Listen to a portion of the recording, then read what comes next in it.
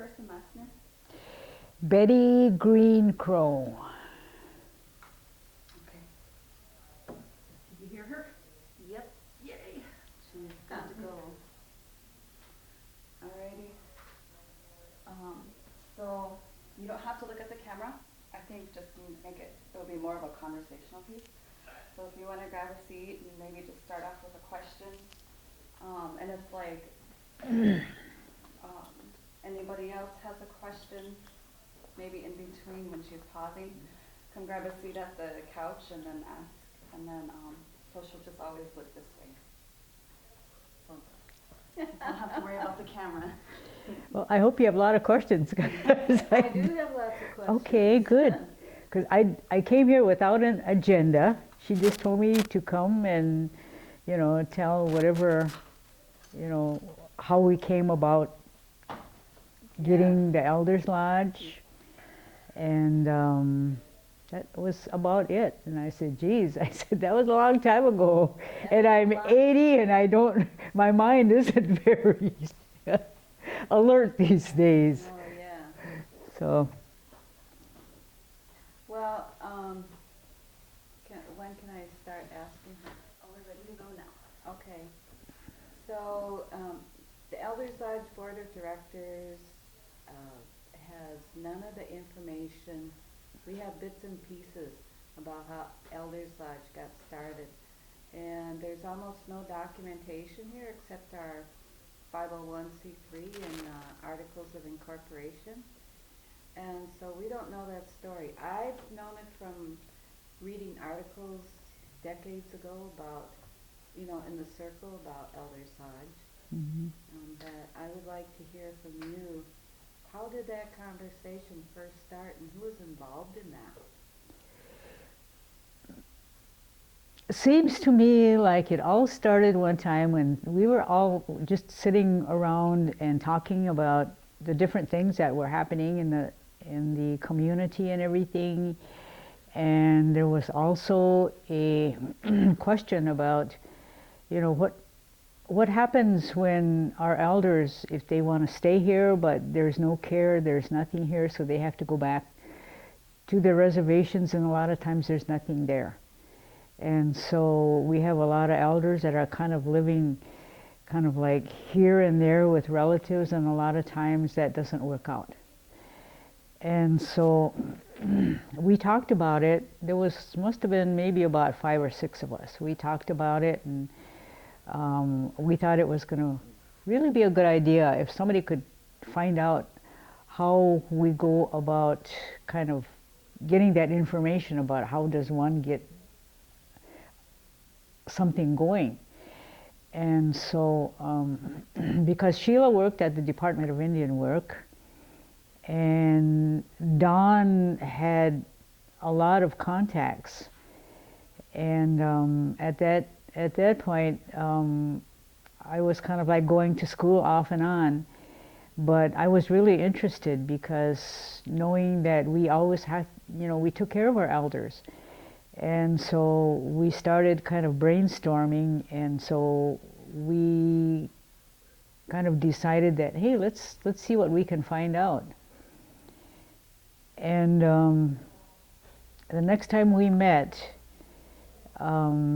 we kind of threw in different names and different corporations and different resources that we thought might help us, you know, like HUD and stuff like, in places like that. And so we started working on getting it going, just to see how far we could get. And as we started, we would be kind of getting more and more information. This person over here told us this. This person over here said that we could, you know, find out where resources are, where we could get monies. And so, and the more we came upon a lot of that information, we kind of started really getting into it. We were really interested in getting something going and seeing how far we could get. And Sheila had a lot of the resources that we were able to we were able to use and to get kind of really knowing those particular, the process and everything. And so we started, and we all had our little jobs that we had to do, and somehow it seems like it just kind of, as we rolled along, we kept getting more and more kind of excited, and there's more and more information that we had, and it just seemed like this is something that was just waiting to happen. And we even got, his name escapes me now, the Indian architect. Oh, yeah. We got him involved. Dennis Sunroads, and man, he just wanted to run with it right away. And so he sat at his drawing board, you know, I don't know how long, but he designed this whole building. And oh, we were just happy with it. And somehow, by the grace of God and a lot of the prayers that were said, you know, it became a reality.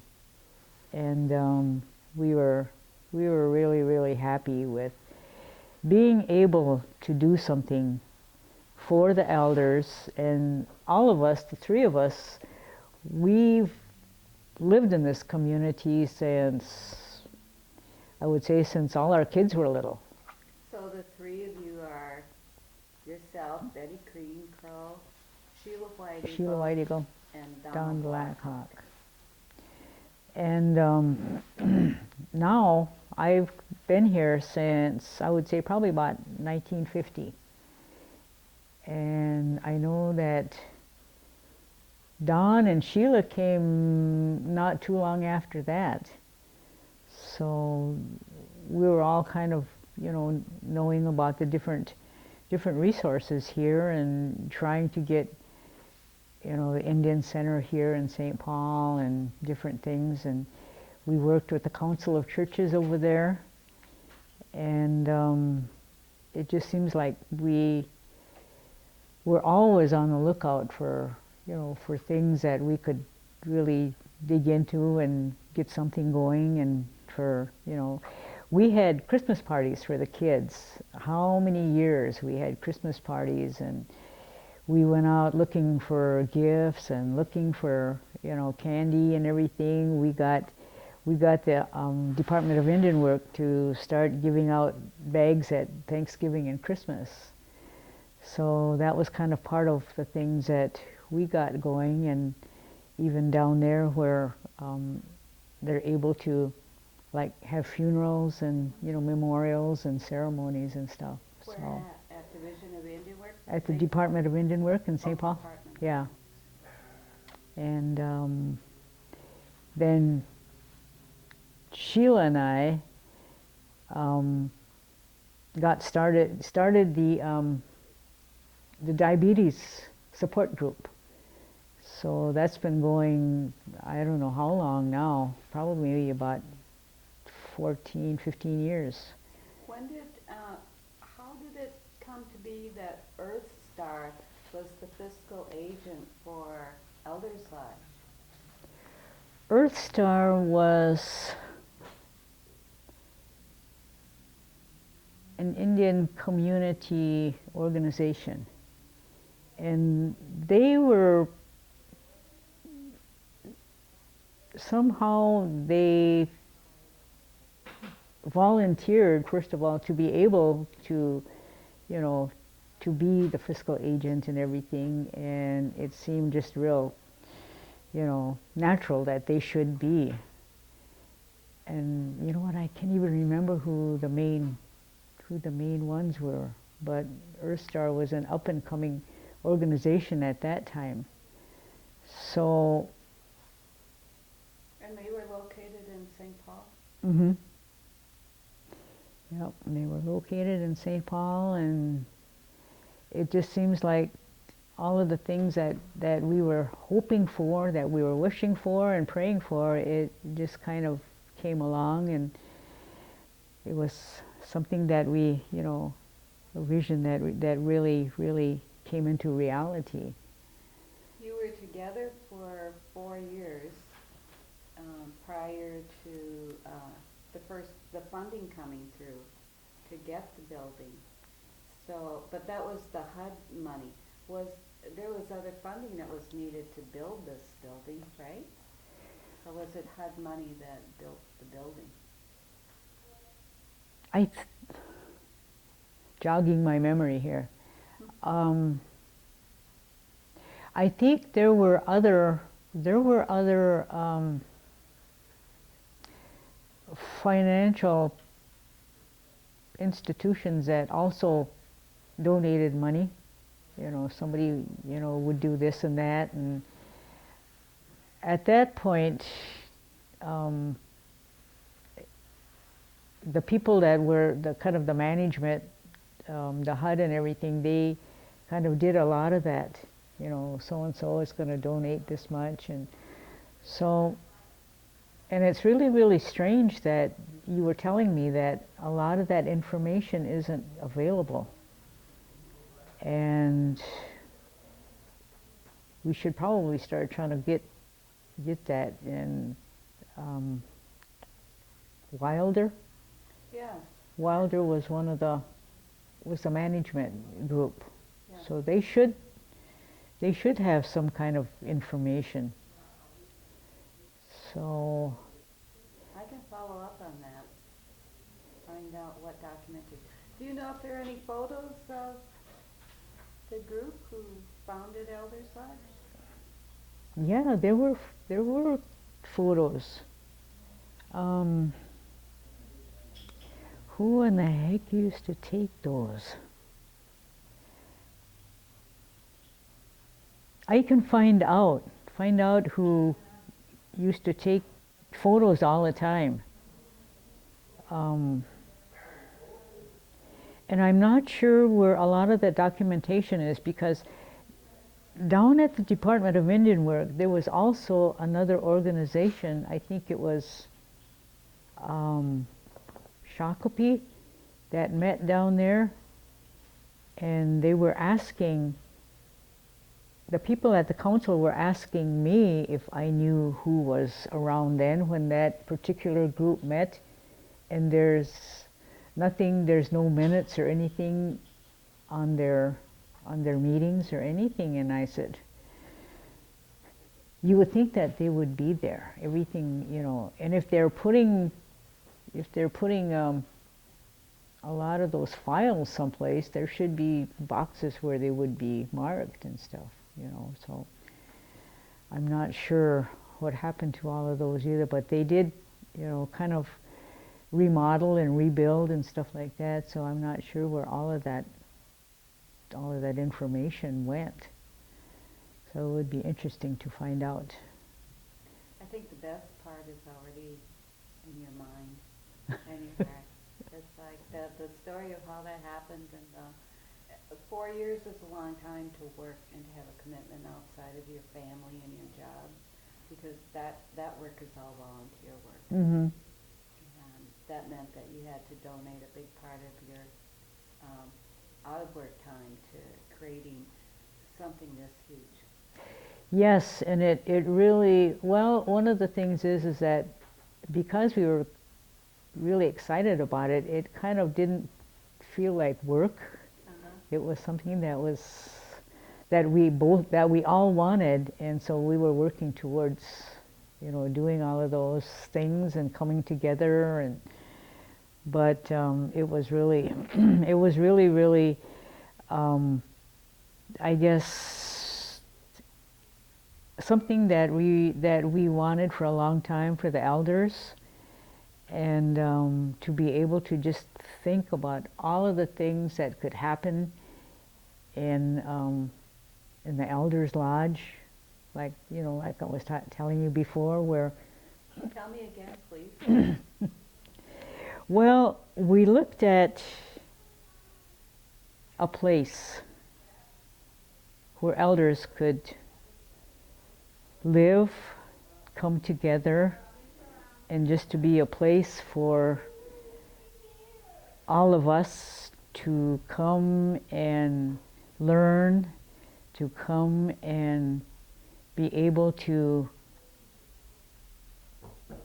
be interested in the lives that our elders had gone through before. There was a lot of, they talk about intergenerational trauma, and we kind of knew about that, but we didn't have a name for it because of all of the really, really negative things that have happened. And we were thinking that we really need to know those things. I mean, at that time, I wasn't 80 years old. And so we were interested in also, just like myself, I'm a boarding school survivor. And I didn't really experience a lot of those things that have come out since then. But no doubt, I've seen a lot of things that just, really surprised me, and real astonishing things. And we thought about elders, an elder's place where anybody could come, to be able to just maybe be with an elder or talk with an elder, kind of like learn. Each one of us, we have a legacy to be able to know, to find out about our own tribe, the world view of the Ojibwe or the Dakota or Ho-Chunk, to be able to learn those things and to teach our children and teach our grandchildren, and to be able to maybe learn a lot of the old songs or the old ways, and find out about how they came to be here. How did they leave their homes, their reservations, and come here to, to the Twin City area? And a lot of that has to do with when they had relocation. A lot of them had gone out to the big cities, and so to us it was kind of a landing place where, this is a place where they could feel safe,